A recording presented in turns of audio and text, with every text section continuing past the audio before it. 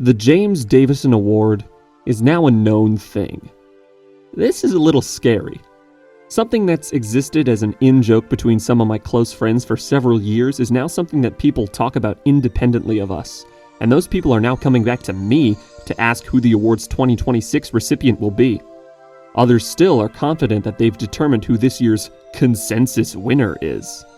By the end of this, give or take half hour, you'll know if this guy is right or not, because we will unveil the winner of the 2026 James Davison Award.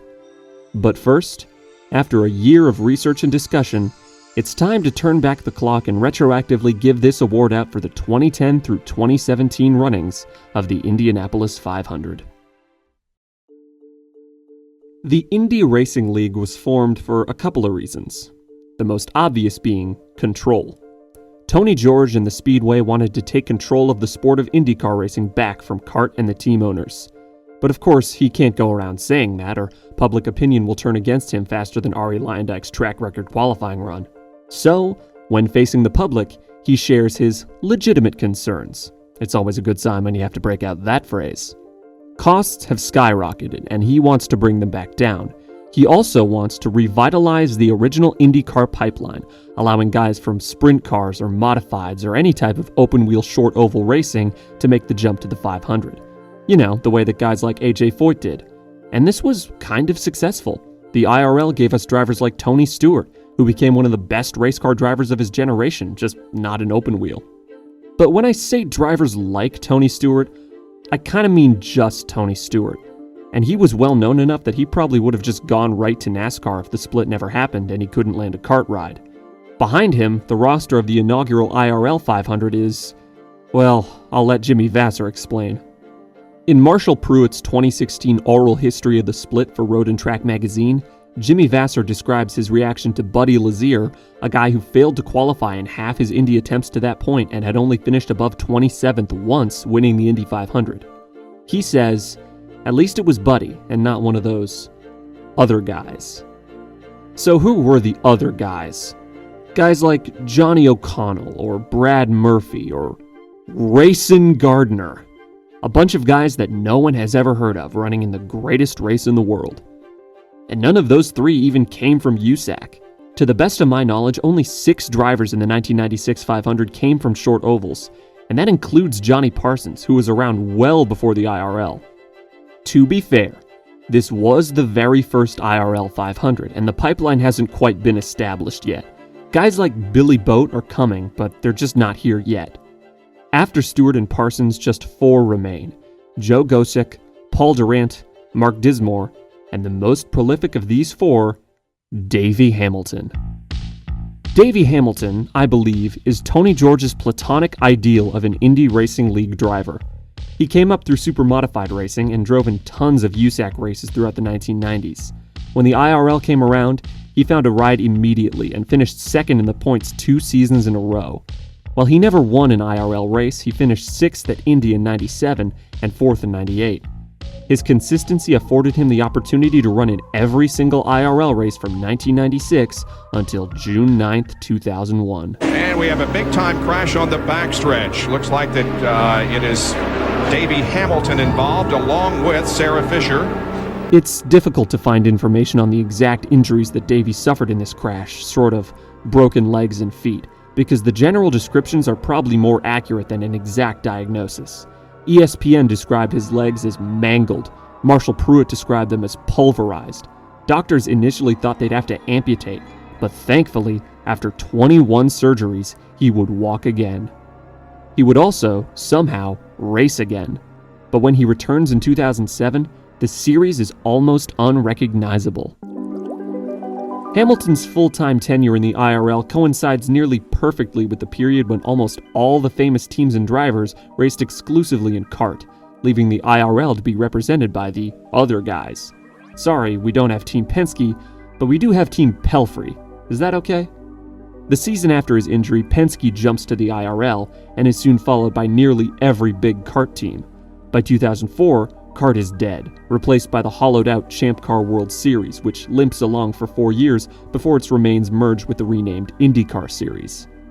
In the rain-shortened 2007 500, Davey's first race back, he finishes an impressive 9th driving for Vision Racing, a team owned by Tony George. I told you Davey was his kind of driver. In 08, he slips to 14th, and in 09, he finishes 29th after an early wreck. In 2010, he's driving for Dragon Racing, a team co-owned by Roger Penske's son Jay, who's never really been as good at the whole race team thing as his dad. Jay's more focused on the media, specifically owning it. As of June 2026, he owns Variety, Rolling Stone, Deadline, The Hollywood Reporter, Billboard, Sportico, the Golden Globe Awards, and much more, and he's currently in talks to buy SB Nation. But we're not there yet. It's still 2010, and he and Jill DeFerrin and Steven Luxo have tapped Davey Hamilton to drive their second car at the Indy 500. He rolls off the grid in 14th place, looking to prove that an old short tracker can still make it at the Speedway. The Indianapolis 500 is now green.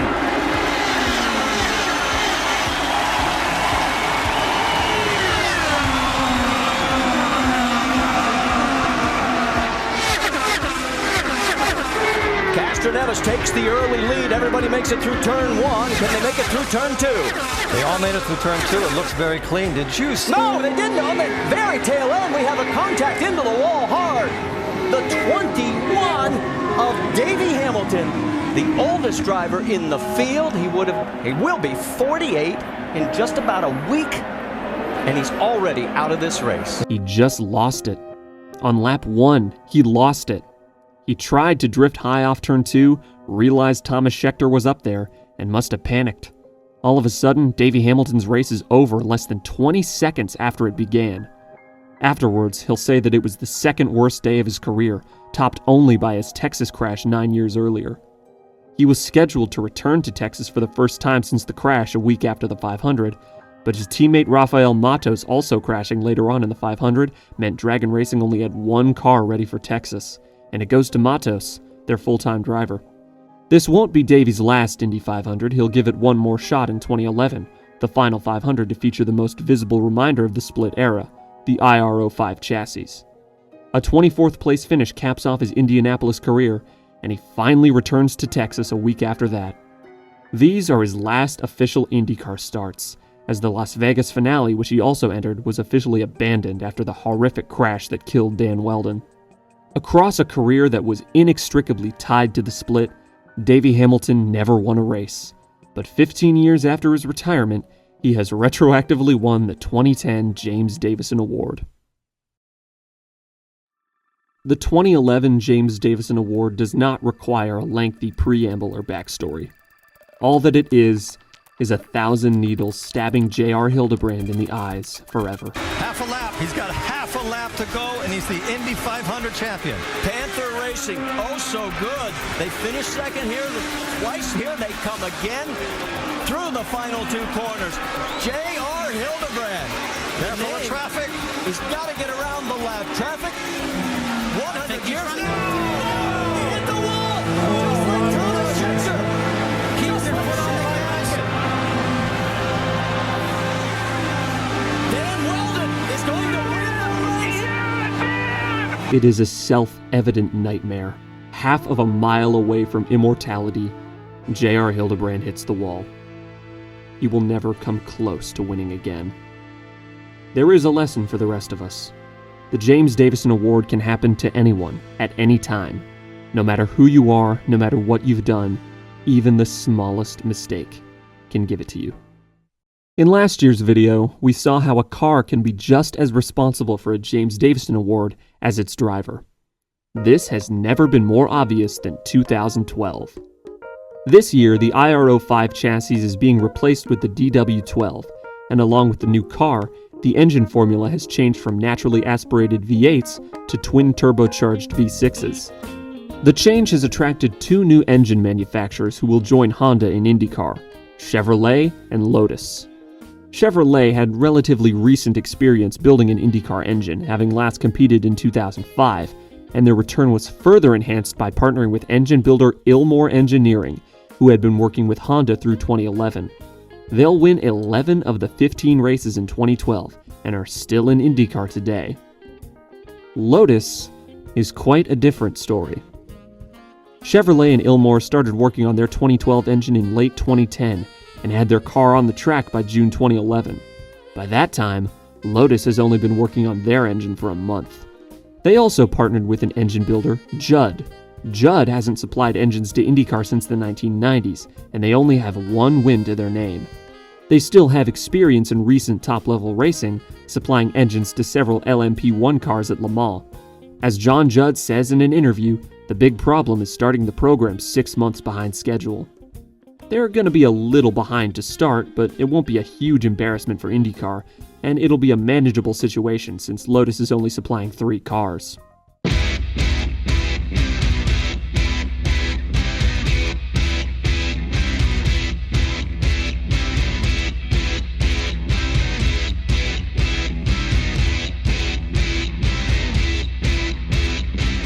Two months after HVM Racing, Bryan Herta Autosport, and Dreyer and Reinbold are all confirmed as Lotus's teams, Dragon Racing enters as the 4th and 5th Lotus factory entries, running 2 full-time cars for Catherine Legge and Sebastian Bourdais. This will be Bourdais' first full-time season in America since his 4th consecutive Champ Car Championship in 2007. After some time in Formula One and a part-time season in 2011 that saw 5 top 10s, it's finally time to see what the single best Champ Car driver can do in a unified IndyCar series. Now, people are paying attention. It's the first qualifying session of the year at St. Petersburg, and it's time to find out what the Lotus engines can do. So that's suboptimal. Maybe they can turn it around in the race. Oh, 0 Lotuses finished on the lead lap, and a majority of them went out with mechanical issues. But things turn around at the second race at Barber, where Bourdais finishes 9th and only 1 Lotus suffers a mechanical failure. At the Long Beach Grand Prix, the highest finishing Lotus was 16th place Oriol Servia, 3 laps down. In Sao Paulo, Servia takes 11th, the last car on the lead lap. The next highest Lotus was Bourdais in 18th. Lotus knew they couldn't build off of any momentum that Servia and Dreyer and Reinbold were building, because Dreyer and Reinbold and Bryan Herta Autosport had announced prior to the race in Brazil that they would leave Lotus before the Indy 500. They don't even have engine deals lined up at the time of the announcement. They're that desperate to get out. 2 weeks later, Dragon Racing quits Lotus to jump to Chevrolet, and as a consequence, must only run 1 full-time car following the 500, delaying Bourdais' return to full-time IndyCar racing until 2013. This leaves only HVM Racing and Simone De Silvestro, as well as a one-off Indy 500 entry from Newman Haas Racing. Wait, never mind. They just withdrew their entry a month before the race. But Lotus wants to do right by their driver, F1 race winner Jean Alesi. So they work out a deal with Indy Lights team Fan Force United to enter the 500 with Alesi. Since this is his first ever oval race, he has to go through the rookie test, which he can't complete because his car is too slow to reach the mandatory speeds. He needs to reach 210 miles an hour, and he can only reach 186. That is catastrophically slow. It's not a surprise that, after managing to complete the rookie test, which he needed the qualifying boost to do, that Alesi tells the Associated Press that he feels dangerous going so slow around the speedway. He knows he'll be a pylon for the rest of the field to navigate around, and he says if nothing changes with the engine, quote, "It's not impossible for me to give up." But he doesn't give up. Not when he qualifies last by a country mile and only makes the race because 33 cars were able to enter, nor when the green flag flies and he and Silvestro are woefully off the pace. And here come the Lotuses. Slowly but surely.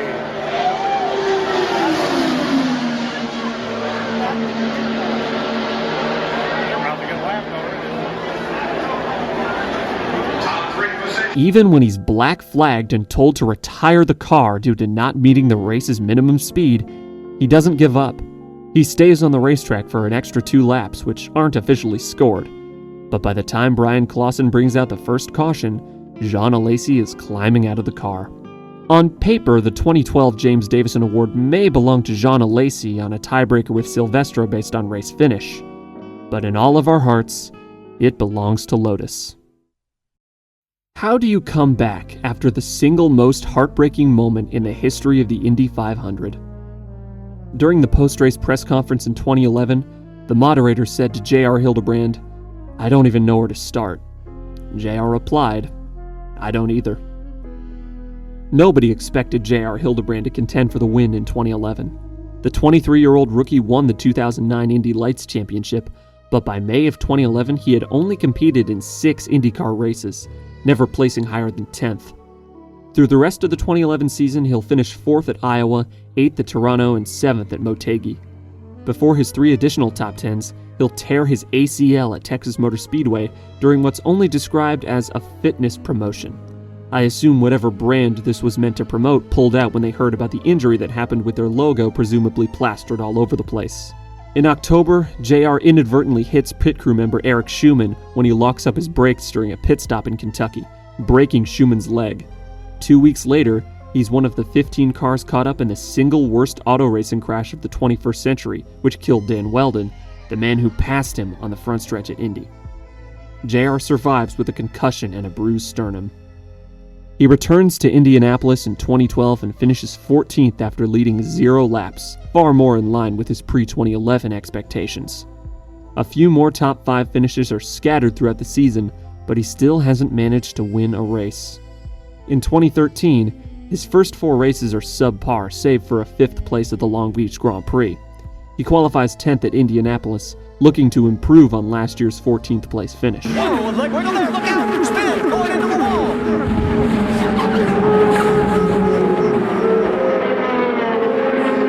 J.R. Hildebrand has hit the wall in turns between 1 and 2. And there you can see where he stopped. Very unfortunate. He never really got a chance to even get going. Just 3 laps in, it's over. It doesn't just mean this race. 4 days after the 500, he loses his ride with Panther Racing, and with it, his full-time IndyCar career. He'll remain a one-off staple at Indy for almost a decade, and will get one last full-time shot with Ed Carpenter's team in 2017, where his final close call with Victory Lane sees him finish 2nd at Iowa Speedway. As of 2026, he hasn't raced in IndyCar for 4 years. A.J. Foyt began competing in IndyCar racing in the 1950s, and the team he owns, A.J. Foyt Enterprises, has been around since the 1960s. While the team didn't originally bear his name, he still etched his iconic 14 car into Indianapolis lore. Alongside his number 14, you could usually spot a 2nd and sometimes 3rd Foyt Enterprises entry in the 500. The extra entries were driven by legendary names in their own right, guys like Johnny Rutherford and Chip Ganassi. When Foyt retired in 1993, his team continued on, and the 14 has always been its flagship entry. But more often than not, those extras are present on race day at Indy. Scott Sharp, Eliseo Salazar, and a 45-year-old Al Unser Jr. are just a few of the drivers who have piloted A.J. Foyt Enterprises' other cars. And in 2014, this honor would fall upon Martin Plowman. After beginning his career in karting and moving up to European Junior Formula Series, Martin Plowman caught the eye of Dan Weldon in 2009, who arranged a full-time ride for Plowman at Indy Lights with Panther Racing. He didn't win a race in 2009, but he did make enough noise to find another Indy Lights gig with Andretti in 2010, where he finally broke through at Mid-Ohio. This was enough to earn him an IndyCar ride for 2011 with Dale Coyne Racing, until he was replaced at the last minute by GP3 driver James Jakes. James Jakes is a serviceable GP3 driver with a couple podiums to his name, but he hadn't won anything since 2008. Why would Dale Coyne go with Jakes over Plowman?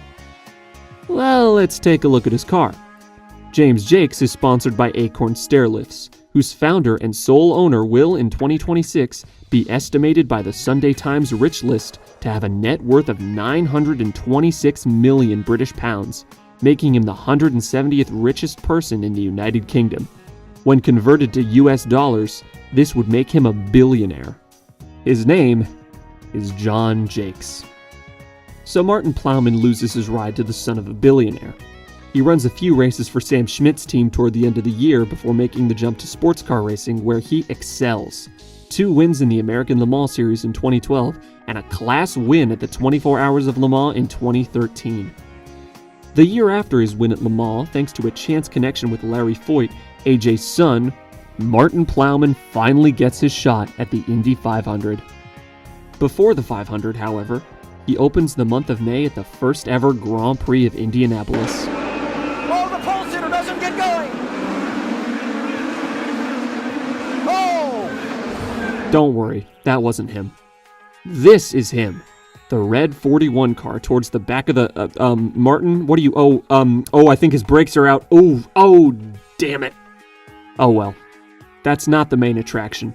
The next week, he qualifies 29th for the 500 and has moved up 3 spots by the final quarter of the race when the caution comes out for Scott Dixon. All right, and we hope to hear from Scott Dixon in a bit. What happened to Joseph Newgarden? We saw Dixon crash. There's Newgarden's car inside the corner.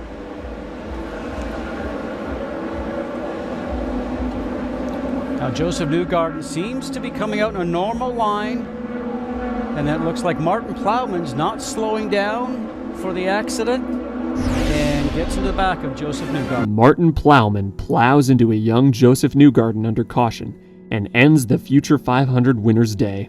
For the first of 2 times, a successful sports car driver has entered the Indy 500 and done something so baffling that not only does it earn them the James Davison Award, it brings their tenure in IndyCar racing to a permanent end.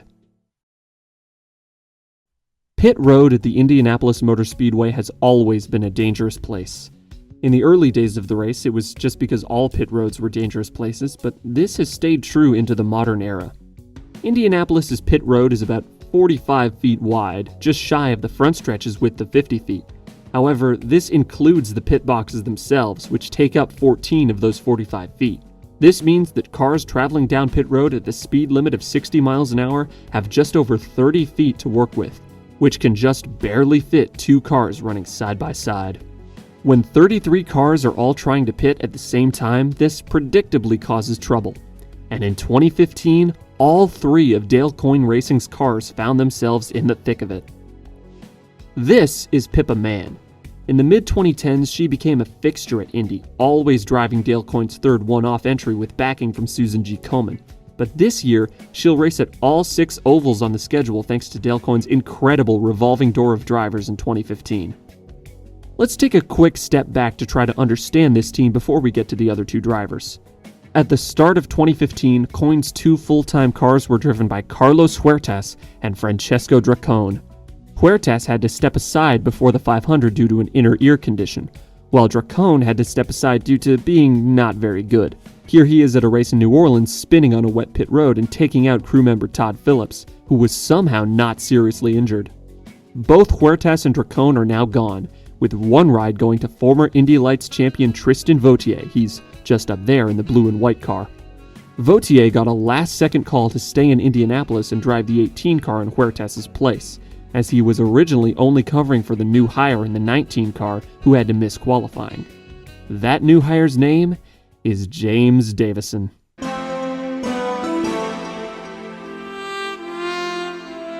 Let's focus back now on what's occurring in real time. Davison's crew should absolutely not be letting him leave his pit box right now. Pippa Mann is oncoming at 60 miles an hour on the inside lane, but for some reason, they don't hold him for an extra few seconds, and he's released directly into her path. This causes him to bounce off of her and directly into Tristan Vautier's pit crew.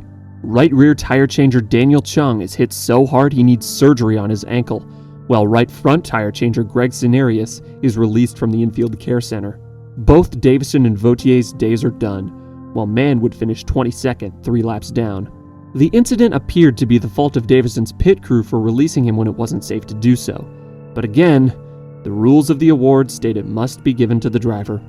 For the 3rd time, James Davison has won the award named after himself. If you've been watching IndyCar racing at all within the last 10 years, you know Townsend Bell. He's been in the announcer's booth alongside Lee Diffie and Paul Tracy, then Lee Diffie and James Hinchcliffe, and now Will Buxton and James Hinchcliffe. He joined the booth in 2013 alongside Diffie, though NBC didn't cover every race back then. ABC had a handful of races, including the Indy 500, freeing up Townsend to do what he's been doing every year since 2008, participating in the greatest spectacle in racing. For a guy who's ran just one non-Indy 500 race in the past 8 years, he's had some surprisingly good runs. He finished 4th in 2009 and 9th in 2012. And in 2016, he has the best equipment he's ever had at Indy, driving a one-off entry for Andretti Autosport. He's having a banner day, qualifying 4th and running at the front of the field, trading the lead with his teammate, 2014 race winner Ryan Hunter-Reay. Bell and Hunter-Reay are 1-2 when the caution comes out for Mikhail Aleshin and Connor Daly midway through the race. Bell leads the field on pit road on lap 116. And if you'll recall, pit road is a dangerous place. Whoa, contact! In the pit road. Townsend Bell bounces off and collects Hunter-Reay. Townsend Bell has taken himself and Ryan Hunter-Reay out of contention for the win. Following this, he'll retire from IndyCar racing and focus on sports car racing, where he's been much more successful. Unfortunately, after looking like he might go out on top, he instead went out with the James Davison Award. The high water mark of Jay Howard's American open-wheel racing career came in 2006, when he won the Indy Lights Championship. Unfortunately, his skill behind the wheel didn't translate to financial backing, and he was never able to compete in the IndyCar series full-time.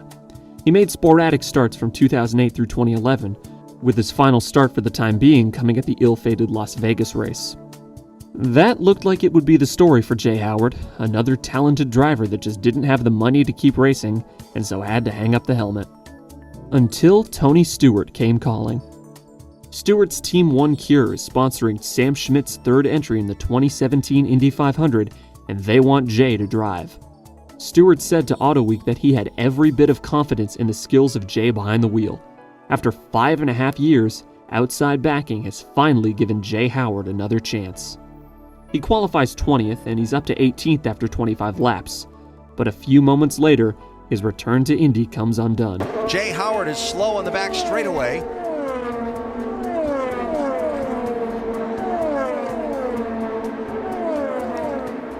Does not appear to be underpowered. Did they run it out of fuel? He's made that access road on the inside of turns 3 and 4. We stay under green for the moment. The team gets his car going soon after, but he's 7 laps down. The genesis of this award came a year after this race, when James Davison was far off the pace in 2018. In that sense, this is very much in line with the original spirit of this award. In that race, Takuma Sato crashed into Davison and very briefly went airborne. Here, when a slow Howard catches the wall, it's Scott Dixon who has nowhere to go. Trouble, oh my goodness, what a huge crash. Scott Dixon is in it. Jay Howard is the other car involved. Dixon and Jay Howard. There is Dixon. Look at that car. It is destroyed. There's nothing left of the back. That sawed the engine in half.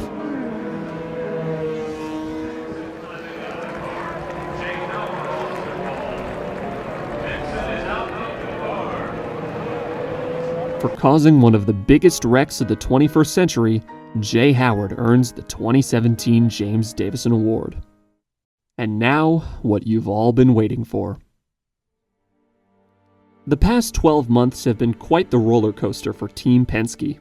After the attenuators on 2 of their cars were found to be illegally modified, and the third crashed out of the Indy 500 on the pace laps, Team Penske had one of the worst statistical seasons in their history, only salvaged by Will Power's win at Portland and Joseph Newgarden's win at Nashville.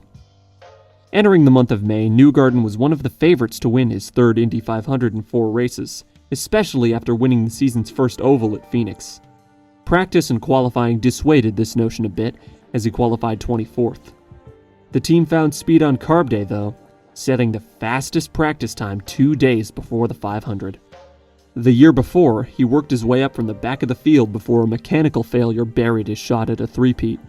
This year, he's worked his way from 24th to 4th, just after halfway. He's undone his poor qualifying run and put himself in position to make Indy history by winning 3 of 4. Until he dips his tires just a little too low in turn 4 as the field came to the restart. Down, big crash behind, and that's Newgarden. Newgarden into the wall, back under yellow immediately. And the Penske man, who had had such a wonderful day, rising up from 23rd to battle for the win out of this race. with 126 laps complete. The James Davison Award can happen to anyone, at any time. It doesn't matter if it's the last corner of the last lap or the first corner of the first lap. Whether you're P1 or P33, whether you've won all there is to win or if it's your very first race. One mistake can do you in.